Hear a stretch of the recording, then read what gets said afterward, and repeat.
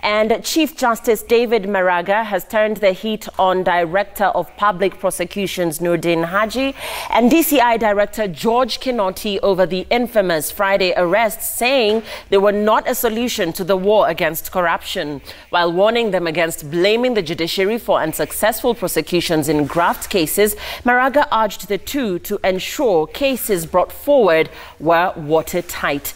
As Chemutai Goin now reports, Maraga, however, admitted that corruption is rife in the judiciary, vowing to take action. The past few weeks have been characterized by attacks on the judiciary over its role in the fight against corruption.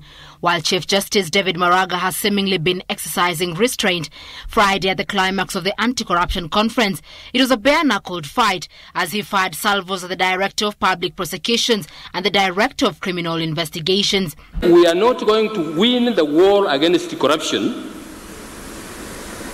by Friday arrests. And I want our police to avoid that, because it puts a lot of pressure on us. And as Mr. Kiboro said, we are now sidetracked hearing cases, petitions, which ordinarily we should not be hearing. We should be concentrating on other things. And he was not about to be done. Mr. Haji, I'm happy you are here. Look at the way you frame cases. Not in a bad way. You put 30 accused persons on one charge sheet. They are represented by 30 lawyers. How long do you think that will take? How long should one corruption case take to start and to be dispensed with? Is it a year, a decade, or a generation? The police also came under fire for being a stumbling block in the resolution of cases involving them by tampering with evidence. A police officer is charged with murder using a firearm. The case is investigated by very, very senior police officers, fellow police officers. When they come to court and they know the firearm is central in that case, they come with a wrong serial number. But the Chief Justice would have admit that some judicial officers were frustrating the graft war, some receiving bribes to rule in favor of litigants, while others colluded with the investigating officers.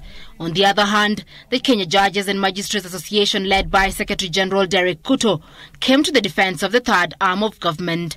We urge the public not to fall prey to these twisted narratives. The graft war will not be won by mudslinging and chest thumping. Even as he pleaded for additional allocation of funds to enable them expedite cases lodged before them, he dismissed calls for determination of cases within 6 months, terming it untenable. Chief Justice David Maraga terms the slashing attacks against the judiciary as a profound misunderstanding of the role of judicial officers. Maraga says they will continue to interpret and apply the law as expected, and that anyone who appears before them will be accorded a fair hearing. Chemutai Goin, Citizen TV at the Milimani Law Courts, Nairobi.